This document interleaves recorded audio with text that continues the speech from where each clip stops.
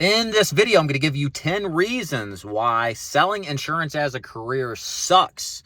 So if you're thinking about selling any kind of insurance product and you're looking for some insight on the things that you normally won't hear from people who do videos and write articles, and this is the video for you.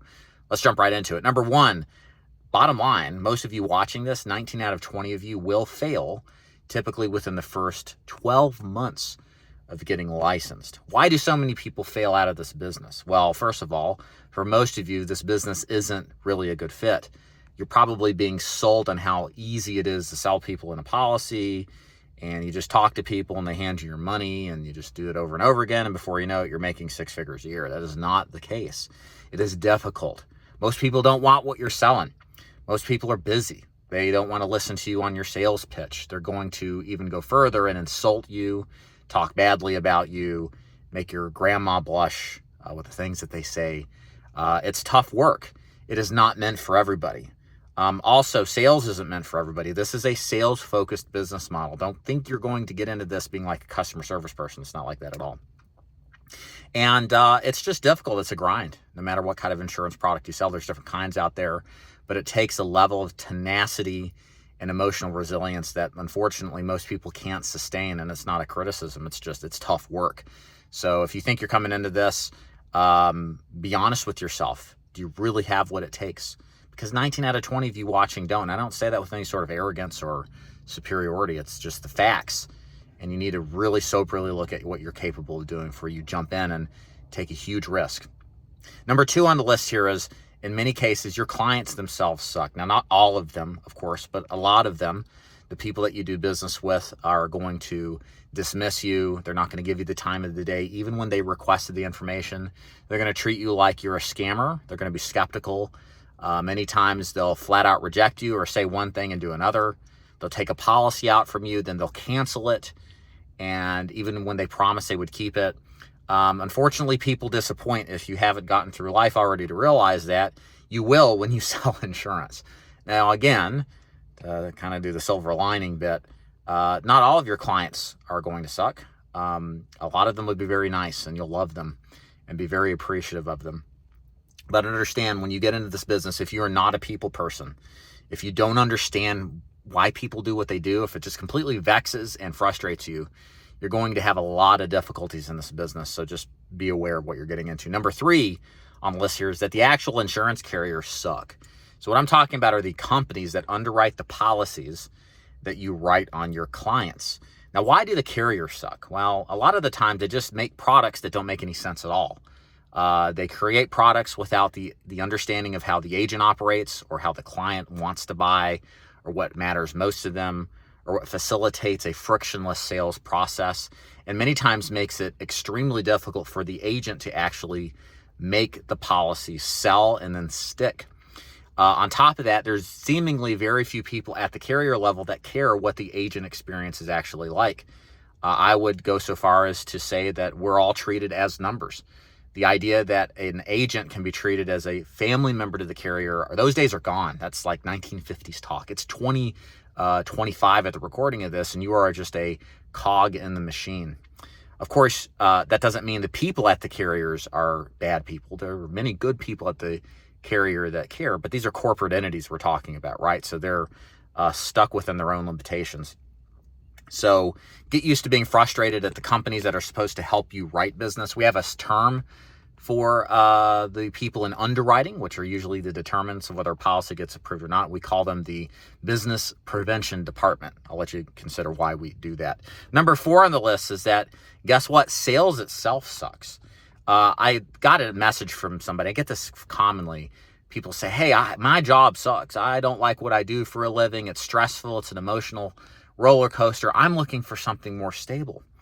I'm looking to do something that's more predictable.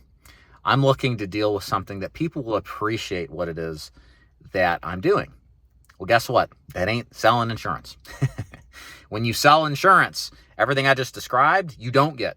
There's no emotional stability. You wake up unemployed every morning. You're only as good as the last sale you make, which means you got to be okay waking up with some level of uncertainty. So if you want certainty, get a job that pays a wage. Don't sell insurance. Also, it's tough being regarded as the scum of the earth. Of course, salespeople are the engine to the economy. Without salespeople, we wouldn't have the American consumptive model, economically speaking, as we do. Salespeople play a vitally important role in making our economy go. And if we were gone, we would have enter the most major recession ever known to man. But regardless of that, one of the mantles you take up as a salesperson is being disregarded like you're scum, you're a piece of crap, you're just a telemarketer, you're a peddler, you're a scammer.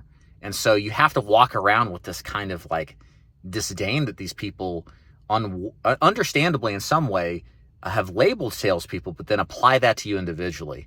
And you got to wrap your head around getting disrespected, treated terribly, etc.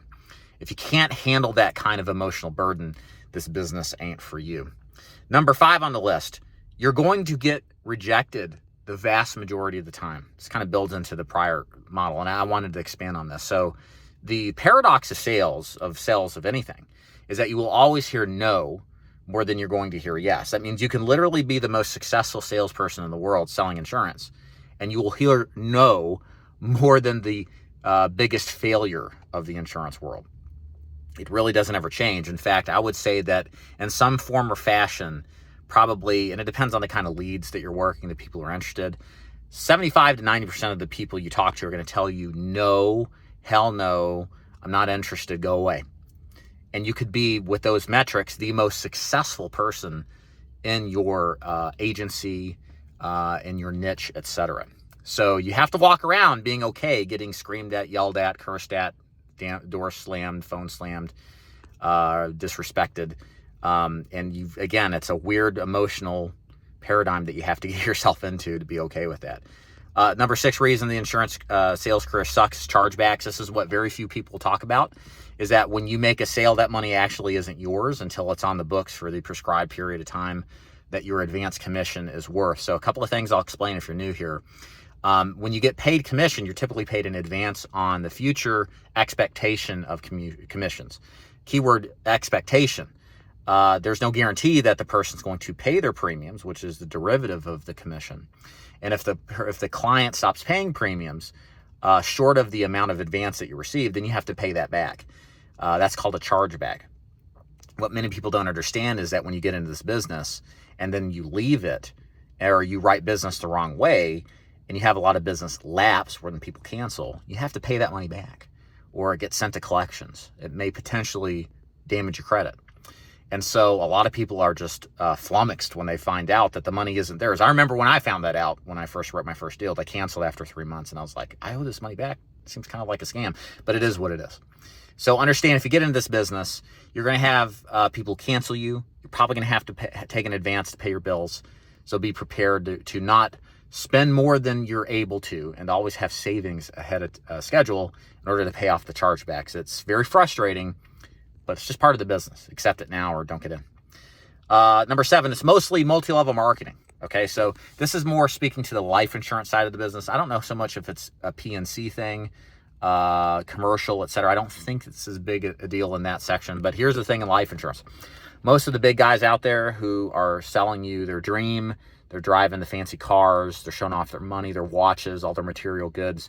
This is an MLM strategy to basically indoctrinate you into their organization to get you become a true believer, to probably recruit other people to recruit people, to progress this process to where a giant pyramid is built, a la multi-level marketing, that ultimately only benefits the arguably maybe the middle of the pyramid, but most definitely the top of the pyramid.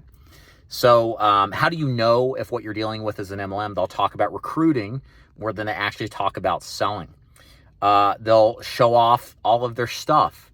They won't show specifically how to become successful, like from a numbers standpoint, from a skills development standpoint. And remember, if you're curious, like, is this really an MLM or not? Like, the people who are running these are the best salespeople, and they're going to be very convincing. So take a step back, do some more due diligence, but understand, you might be culpable to being entranced by an MLMer. They're everywhere. And, always have your guard up and do your due diligence and research. Number 8, it's boring. This business is very boring. It's one of the things you find out after doing this business for a long time. Now, dealing with people every day is a new day, and it's full of fun and adventure. However, the activity of itself is there's very little creative element. Now, maybe it's a little more creative if you're getting into financial planning or you're like dealing with high net worth individuals where there's a lot more to it. But if you're dealing like with most of us, a standard issue person that as a basic person without any sort of, various unique financial setups and arrangements, it's very rinse and repeat. I liken in my niche, final expenses, where we recruit agents to, and they sell remotely. It's very much like an assembly line. You wake up, you get on the phone, you make your calls, you follow the same script, you deal with the same crap, you make some sales some days you don't. There's back and forth. And then you rinse and repeat the following day. And that's the rest of your life. So if you like creativity, if you're like a creative, you're going to struggle within this. That's kind of how I was when I was getting started early on. And sometimes that will lead you astray to do things you shouldn't do. But if you like the predictability, you don't mind it being boring, insurance is okay. Otherwise, it'll suck. Number 9, forget the emotional and mental piece. I mentioned this before, but I'll mention it again. Do not start selling insurance thinking that this business is going to give you some sort of predictability, emotional stability. This is the last thing that you need if you're stressed out and in a job that you hate and it's driving you mentally nuts. I will add this in just as a point of thought. It doesn't matter what it is that you sell. You're going to have emotional stressors.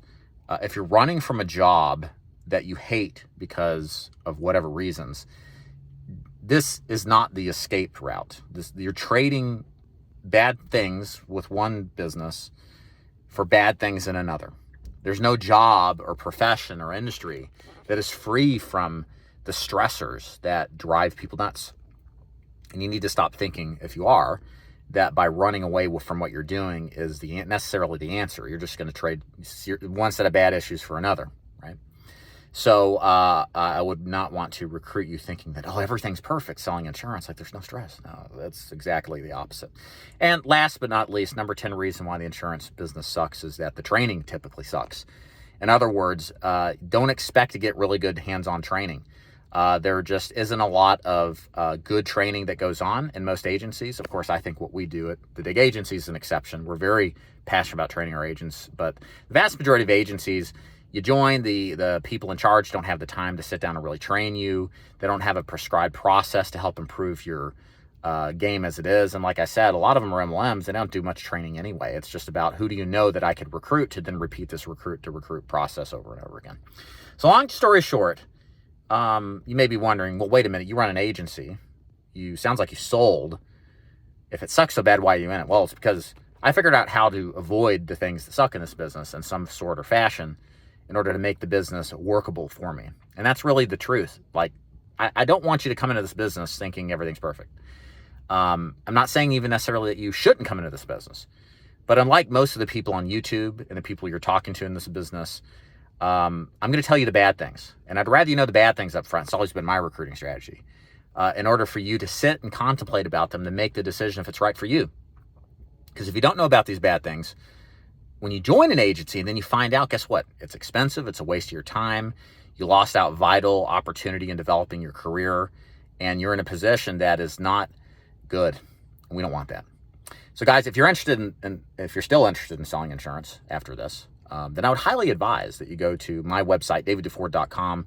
We recruit agents to sell final expense life insurance. It's burial insurance, typically to people 50 and older, remotely from home. And we provide all the qualified leads that you can take. There's no financial requirement to buy leads.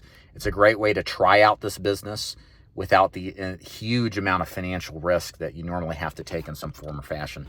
So again, go to davidduford.com. Make sure you like and subscribe if you like this content. We got a lot of it here. Been doing videos since 2014 in the insurance business. So thank you for watching.